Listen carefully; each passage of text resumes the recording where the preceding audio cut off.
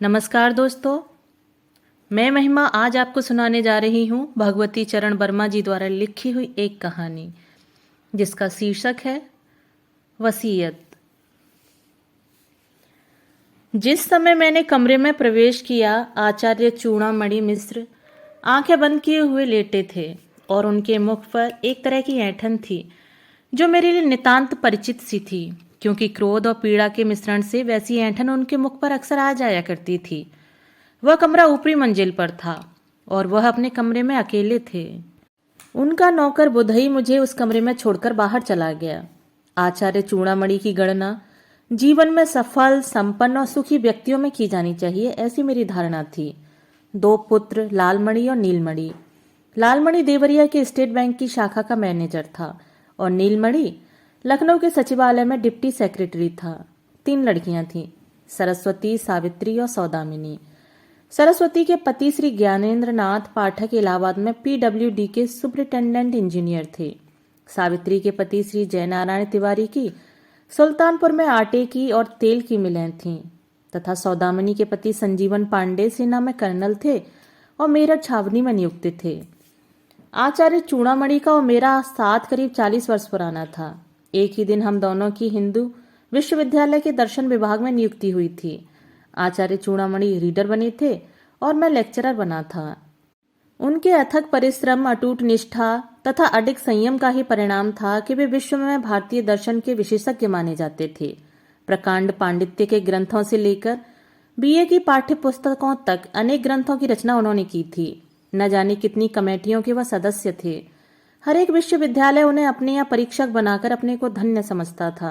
साथ ही बड़े कट्टर किस्म के ब्राह्मण थे वे। और तो और मेरे घर की बनी हुई चाय तक उन्होंने कभी नहीं पी।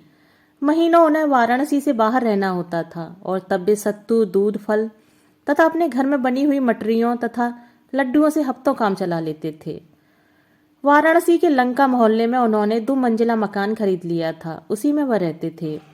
उनकी पत्नी तथा उनके पुत्रों ने उनसे कितना आग्रह किया कि वे कहीं खुली जगह में कोई कोठी बनवा लें, लेकिन उन्होंने कतई इनकार कर दिया। गर्मी में 2 बार और जाड़ों में 1 बार नित्य गंगा स्नान करके पूजा करना नियत सा था। जनवरी का प्रथम सप्ताह था। उस दिन जब वह गंगा स्नान करके लौटे तो उन्हें कुछ ज्वर सा मालूम हुआ। उनकी पत्नी जसोदा देवी अपनी परंपरा के अनुसार लखनऊ में अपने छोटे पुत्र के यहाँ थीं। उनके नौकर बुधई के ऊपर उनकी देखभाल करने का पूरा भार था। दोपहर के समय जब उन्हें पसलियों में दर्द भी मालूम हुआ तो उन्होंने वैद्यराज धन्वंतरी शास्त्री को बुलाया। वैद्यराज ने नव देखकर काढ़ा पिलाया। निदान था कि सर्दी लग गई है, ठीक हो जाएगी। दूसरे दिन जब बुखार और तेज हुआ तब उन्होंने डॉक्टर को बुलाया। डॉक्टर ने देखा कि इन्हें निमोनिया हो गया है, दोनों फेफड़े जकड़ गए हैं। उसने दवा दी।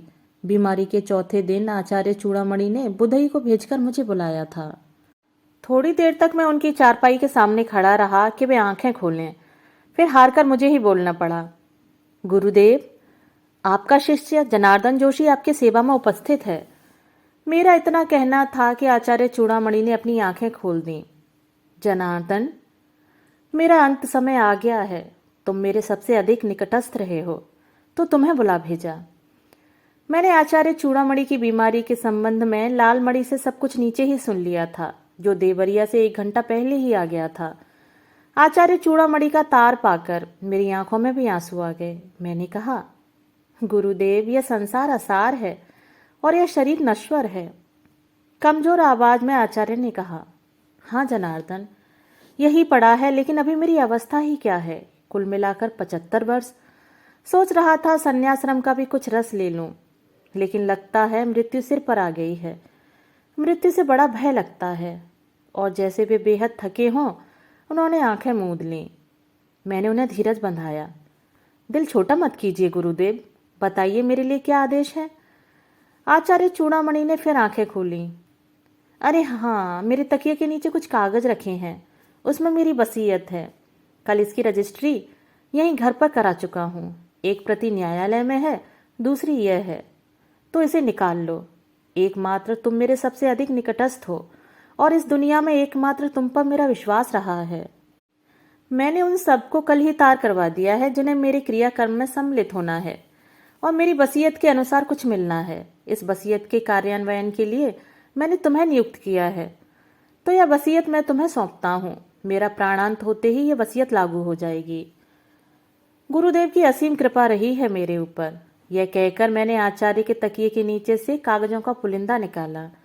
इधर मैंने उन कागजों को उलटना आरंभ किया, उधर आचार्य चूड़ामणि की आंखें उलटने लगीं। मैंने तत्काल बुधई और लालमणि को बुलाकर आचार्य को भूमि पर उतारा। इधर मैंने उनके मुख में गंगाजल डाला, उधर आचार्य के प्राण महायात्रा पर निकल पड़े।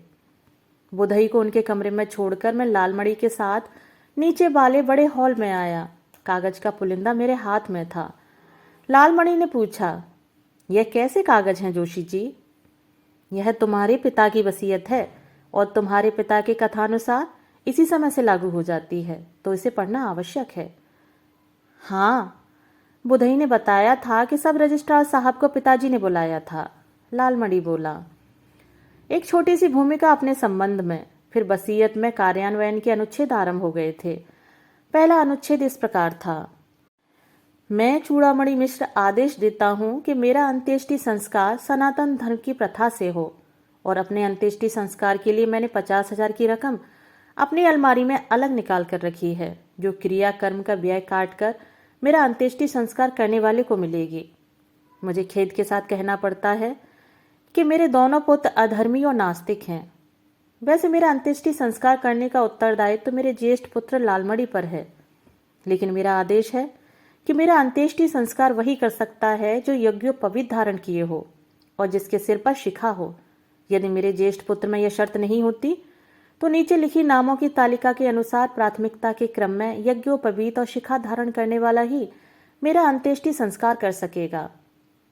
मैं पढ़ते पढ़ते रुक गया। लालमणि की ओर देखकर पूछा, क्यों चिरंजीव लालमणि, तुम्हारी चोटी बोटी है कि नहीं, और यज्ञोपवीत पहनते हो कि नहीं? कुछ उलझन के भाव से उसने कहा, चुटिया रखे कहीं स्टेट बैंक की मैनेजर ही होती है, और जनेऊ हर दूसरे तीसरे दिन मैला हो जाता है तो हमने पहनना ही छोड़ दिया। तब तो 50,000 गए हाथ से। तुम अंत्येष्टि संस्कार के योग्य नहीं हो। तुम्हारे बाद नीलमणि का नंबर है, उसके भी न चोटी है न जनेऊ है। यह जो तीसरे नंबर पर हमारा चचेरा भाई है ना, जगतपति मिश्र राज्योत्सी, यह निहायत झूठा और आवारा है। ग्राहकों को फंसाने के लिए इसकी एक बलिष्ठ की चोटी लहराती है और झूठी कस्में खाने के लिए मोटा सा जनेऊ पहने है। जगतपति मुझसे भी एक बार 5 रुपए ऐंठ ले गया था, तो मैंने कुछ सोचकर कहा, लालमणि, हमारी सलाह मानो तो तुम किसी नाई की दुकान पर तत्काल मशीन से अपने बाल छटा लो, तो चौथा या आधी इंच की चोटी निकल ही आएगी, और वहां से लौटते ही एक जनेऊ भी लेते आना।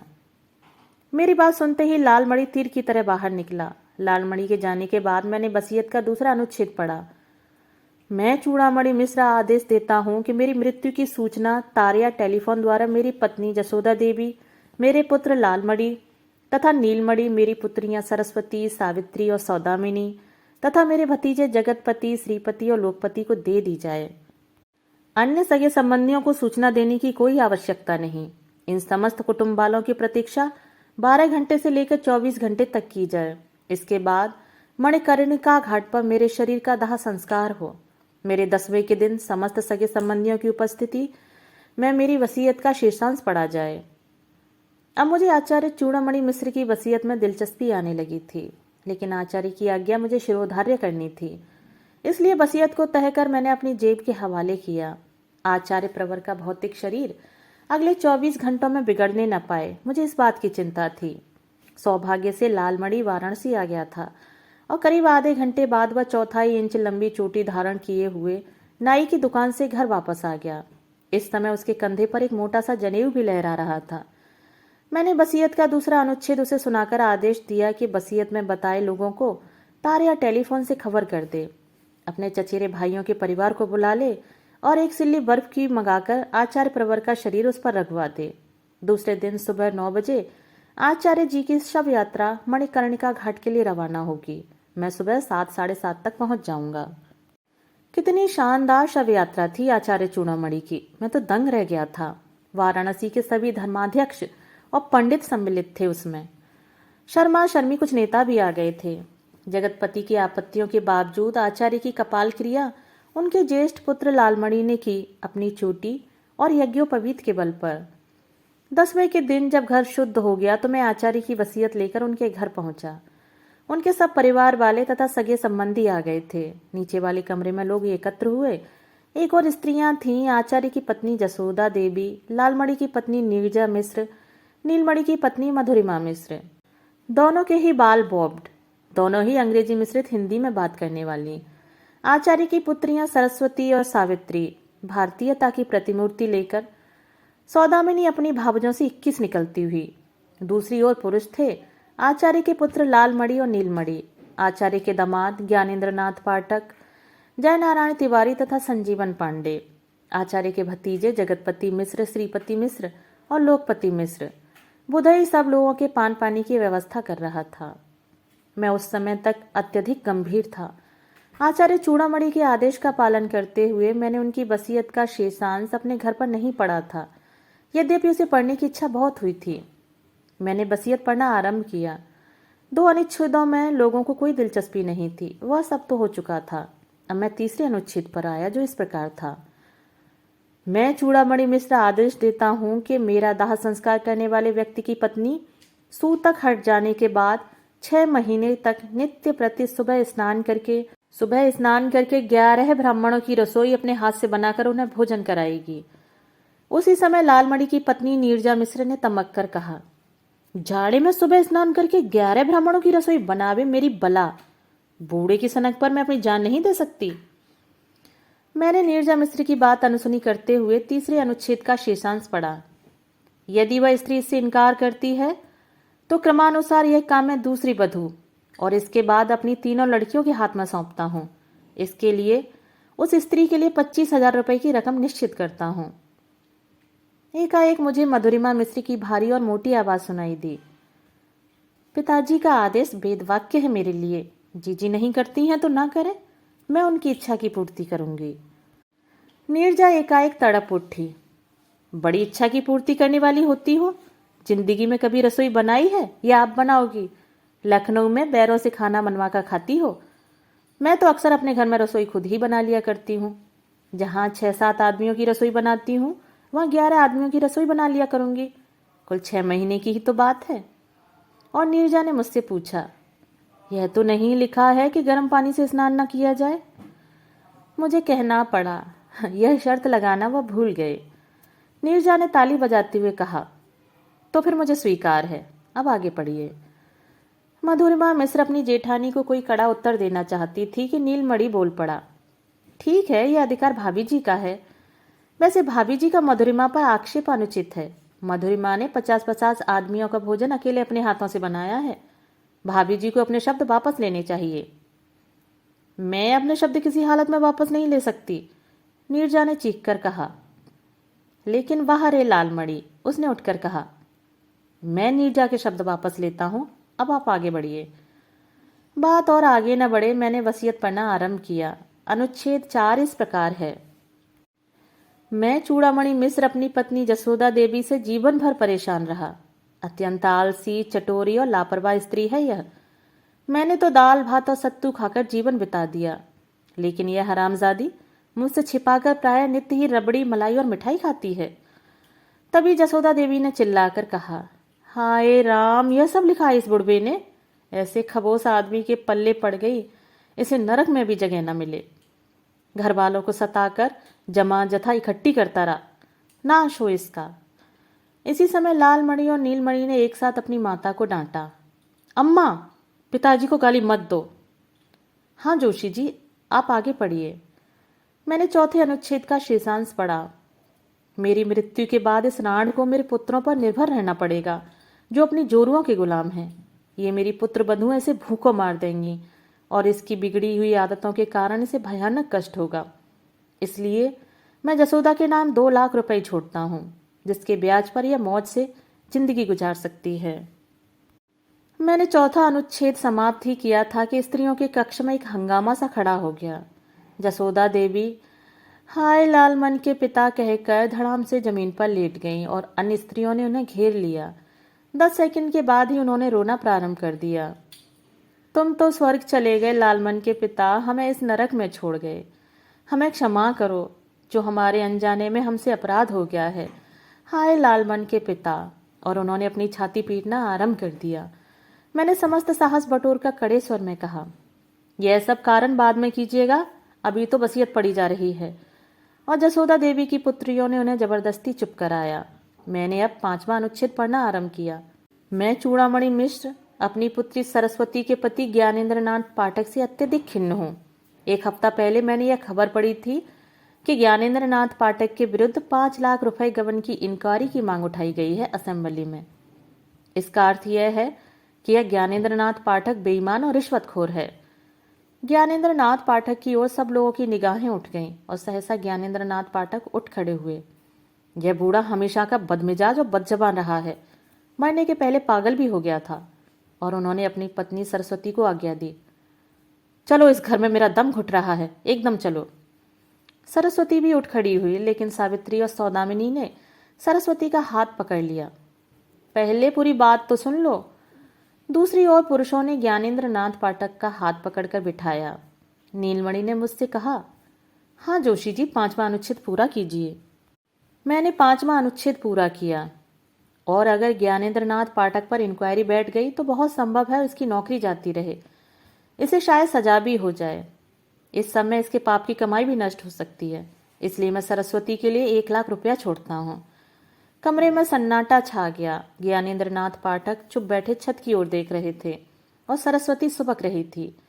जसोदा देवी ने सरस्वती के सिर पर हाथ रखते हुए कहा, कोई बात नहीं, इनकी तो आदत ही ऐसी थी। मैंने अब वसीयत का 6वां अनुच्छेद पढ़ा। मैं चूड़ामणि मिश्र अपनी दूसरी लड़की सावित्री से हमेशा संतुष्ट रहा हूँ। अत्यंत सुशील और विनम्र रही है यह। भगवान की भी इस पर कृपा है। इसके पति जय नारायण तिवारी का ऊंचा कारोबार है, आटे की मिल, तेल की मिल और अब वह शक्कर की भी मिल खोल रहा है।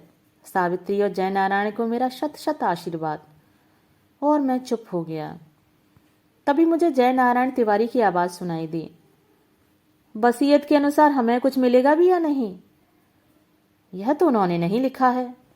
6वां अनुच्छेद समाप्त हो गया, केवल आशीर्वाद ही दिया है उन्होंने। और अब सावित्री ने रो रो कर कहना आरंभ किया, पिताजी हमेशा हम लोगों से जलते रहे, हमारी संपन्नता का बखान करते रहे। उन्हें क्या पता कि इस साल हमें 2 लाख का घाटा हुआ है। जय नारायण तिवारी ने सावित्री को डांटा, क्यों घर का कच्चा चिट्ठा खोल रही हो? घाटा हुआ है तो हमें, कोई हरामजादा इस घाटे को पूरा कर देगा क्या? कर्नल संजीवन पांडे ने कड़े स्वर में कहा, तिवारी जी, गाली वाली देना हो तो अपने मजदूरों मात हतों को देना, यहाँ दोगे तो मुंह तोड़ दिया जाएगा। मैंने सब लोगों से हाथ जोड़कर विनयपूर्वक कहा, पहले वसीयत समाप्त हो जाए तब आपस में लड़िए झगड़िए। काफी चाव चाव के बाद सब लोग शांत हुए। मैंने जब 7वां अनुच्छेद पढ़ा, मैं चूड़ामणि मिश्र अपनी छोटी लड़की सौदामिनी का मुंह तक नहीं देखना चाहता। यह मेरे नाम को कलंकित कर रही है, बाल कटे हुए अंग्रेजी में बात करती है। मुझे बताया गया है कि यह कभी कभी सिगरेट और शराब भी पी लेती है। यद्यपि मुझे इस पर विश्वास नहीं होता। मुझे पढ़ते पढ़ते रुक जाना पड़ा। सौदामिनी चीख रही थी, यह सब छोटे जीजाजी की हरकत है, वो हमेशा पिताजी के कान भरते रहे। तभी पिताजी ने मुझे कभी अपने यहाँ नहीं बुलाया। उसी समय मुझे सावित्री की चीख सुनाई दी, अरे उन्हें बचाओ, वो संजीवन उनकी जान ले लेगा। अब मैंने पुरुषों की गैलरी की ओर देखा और मुझे मेरी आंखों पर विश्वास नहीं हुआ। कर्नल संजीवन पांडे जय नारायण तिवारी का गला पकड़े था और कह रहा था, क्यों बेसुअर के बच्चे, हमारे यहाँ आकर स्कॉच विस्की मांगता है और पीछे चुगली करता है। और जय नारायण तिवारी गौं की आवाज कर रहे थे। ज्ञानेंद्र नाथ पाठक और नीलमणि ने बड़ी मुश्किल से जय नारायण तिवारी को संजीवन पांडे के पंजे से छुड़ाया। मैंने कहा, आप लोगों को इस पवित्र अवसर पर इस तरह लड़ना झगड़ना शोभा नहीं देता। इससे आचार्य की दिवंगत आत्मा को क्लेश होगा। पहले मैं पूरी वसीयत पढ़ लूं, तब आप आपस में एक दूसरे से निपटिएगा। अभी 7वां अनुच्छेद समाप्त नहीं हुआ है। सब लोग शांत हो गए। मैंने पढ़ना आरंभ किया। लेकिन इस समय मुझे लगता है मुझे सौदामिनी के प्रति अन्याय नहीं करना चाहिए। एक पतिव्रता स्त्री को जो करना चाहिए वही सब कर रही है, और मैं संजीवन पांडे को भी दोष नहीं दे सकता। फौज में बड़ा अफसर है, चीन की फौज से लड़ा, पाकिस्तान की फौज से लड़ा और सौभाग्य से जीवित बचा हुआ है। लेकिन मृत्यु की छाया उसके सिर पर मंडराती ही रहती है, और इसलिए वह खुलकर मांस मदिरा का सेवन करता है, खुले हाथ खर्च करता है। पास में पैसा नहीं, अगर वह मर जाएगा तो सौदामिनी और उसके बच्चों की भीख मांगने की नौबत आ जाएगी। इसलिए मैं 1.5 लाख रुपए की व्यवस्था करता हूँ, जिसका ब्याज 8% की दर से 12,000 रुपये प्रतिवर्ष यानी 1,000 रुपये महीना होगा। एकाएक सौदामिनी किलक उठी। धन्य हो पिताजी, तुम निश्चित ही स्वर्ग में जाओगे। और मैंने देखा कि संजीवन पांडे ने उठकर जय नारायण तिवारी को गले से लगाया। भाई साहब, मुझे क्षमा कीजिएगा, आपकी ही वजह से उस खबीस बूढ़े से 1.5 लाख रुपए की रकम हाथ लगी। मैंने संजीवन पांडे को डांटा। तुम्हें शर्म नहीं आती जो अपने पिता तुल्य पूज्य आचार्य को खबीस बूढ़ा कह रहे हो? अच्छा, मैं 8वां अनुच्छेद पढ़ता हूँ। मैं चूड़ामणि मिश्र अपने भतीजे जगतपति मिश्र राज ज्योतिषी के कष्टों से भली भांति परिचित हूँ। इसके पास कोई बैठक नहीं है, इसलिए ग्राहक खुद इसके यहाँ नहीं फंसता। इसे घूम फिरकर ग्राहकों को फंसाना पड़ता है। बावजूद अपने झूठ और आडंबर के ये अपना पेशा नहीं चला पा रहा है। अपने संकट मोचन के मकान का ऊपरी खंड में जगतपति मिश्र को देता हूँ 1,000 रुपए की रकम के साथ, जिससे यह अपना एक साइन बोर्ड बनवा ले, एक टेलीफोन लगवा ले और अपने पेशे योग्य पीताम्बर आदि वस्त्र खरीद ले। जगतपति मिश्र ने कुछ हिचकिचाते हुए कहा, हमारे लिए सिर्फ इतना ही? उत्तर नीलमणि ने दे दिया, पहले हैसियत बना लो, फिर लखनऊ आना, वहाँ ज्योतिषियों की बड़ी पूछ है, हम तुम्हें काफ़ी रकम पैदा करा देंगे। मुझे डांटना पड़ा, यह सब बातें बाद में, अभी तो वसीयत का क्रम चल रहा है। हाँ, तो 9वां अनुच्छेद इस प्रकार है। मैं चूड़ामणि मिश्र अपने भतीजे श्रीपति मिश्र से अत्यंत संतुष्ट हूँ। हाई स्कूल पास होने के बाद ही वह राजनीति में आ गया और राजनीतिक नेताओं की चमचागिरी करके वह खाने पीने भर के लिए झटक लेता है। लेकिन उसे केवल इतने से संतोष नहीं कर लेना चाहिए, उसे स्वयं एमएलए या मिनिस्टर बनना चाहिए। मैं जानता हूं कि चुनाव लड़ने के लिए पूंजी की आवश्यकता है, क्योंकि एक चुनाव में 50-60 हजार रुपयों का खर्चा होता है। मैं श्रीपति मिश्र के लिए 50,000 रुपये की व्यवस्था करता हूं, ताकि वह अगला चुनाव लड़ सके। अपनी मक्कारी, छल कपट और गुंडागर्दी के बल पर श्रीपति अपने प्रदेश का ही नहीं, भारतवर्ष का बहुत बड़ा नेता बन सकेगा। हर्षातिरेक से उमड़ते हुए अपने आंसुओं को पोंछते हुए श्रीपति ने कहा, चाचा जी, आपने मेरे चरित्र पर जो लांछन लगाया है वो आपने सरासर अपने भ्रम के कारण, लेकिन मैं आपके आदेशों का पालन करूंगा। मैंने अब 10वां अनुच्छेद पढ़ा। मैं चूड़ामणि मिश्र अपने भतीजे लोकपति मिश्र का आदर करता हूँ। विनम्र, शिष्ट, अध्यवसायी और पंडित, अपने अथक परिश्रम और अपनी योग्यता के बल पर ही वह संस्कृत महाविद्यालय का प्राचार्य बन सका है। मैं अपनी समस्त पुस्तकें उसे देता हूँ, जिसकी जिल्दें बनवाकर वह मेरे मकान के नीचे वाले खंड में एक अच्छा सा पुस्तकालय स्थापित कर दे। इसी मकान में वह आकर रहे भी और जसोदा की देखभाल करे। जसोदा की मृत्यु के बाद इस मकान के नीचे के खंड का स्वामी लोकपति मिश्र होगा। अगर जसोदा लोकपति के साथ नहीं रहना चाहे तो वह अपने पुत्र पुत्रियों के साथ या कहीं दूसरी जगह रह सकती है। ऐसी हालत में जसोदा के जीवन काल में ही इस नीचे के खंड पर लोकपति का स्वामित्व हो जाएगा। पुस्तकों की जिल्दें बंधवाने के लिए तथा रैक खरीदने के लिए मैं 2,000 रुपये की व्यवस्था करता हूँ। तभी मुझे लालमणि की आवाज़ सुनाई दी, इसमें 1,000-2,000 और लगे तो मुझसे ले लेना। 11वां अनुच्छेद इस प्रकार था। मैं चूड़ामणि मिश्र अपने सेवक बोधई से बहुत संतुष्ट हूँ, जो गत 20 वर्षों से मेरे अंत समय तक बड़ी लगन और बड़ी भक्ति के साथ मेरी सेवा करता रहा। भोजन यह मेरे यहाँ करता था, वस्त्र यह मेरे पहनता था, अपनी तनख्वाह या पूरी की पूरी अपने घर भेज देता था। तो मैं आदेश देता हूँ कि मेरे समस्त वस्त्र सूती, रेशमी और ऊनी बुधई को दे दिए जाएं। भंडार घर में जितना भी अनाज, घी, चीनी है वह सभी बुधई को दे दिया जाए और मेरी ओर से 100 रुपये देकर इसे भी विदा कर दिया जाए।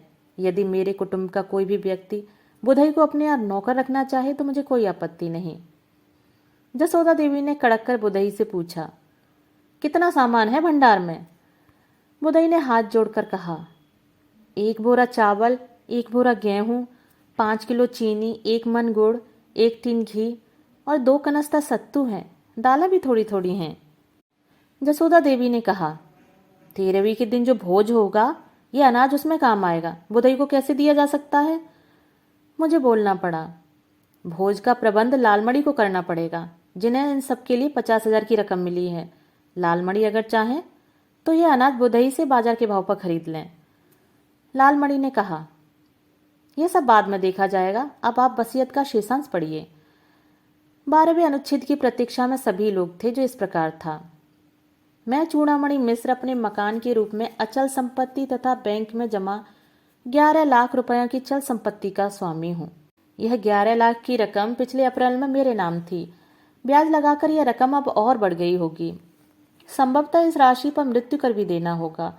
तो मृत्यु कर देने के बाद जो रुपया बचे, उसमें से इस वसीयत में निर्धारित राशियां बांट दी जाएं, और जो बचे वह बराबर बराबर भागों में लाल मणि और नील मणि में वितरित हो जाए। मैंने कुछ रुककर कहा, वसीयत समाप्त हो गई है, केवल 1 फुट नोट है मेरे लिए अलग से। अगर आप कहें तो उसे भी पढ़ दें। एक स्वर में सब लोगों ने कहा, हाँ हाँ, उसे भी पढ़ दीजिए। फुटनोट इस प्रकार था। मेरे परम शिष्य जनार्दन जोशी, तुम्हारा उत्तरदायित्व केवल इस वसीयत को मेरे परिवार वालों को सुनाना होगा।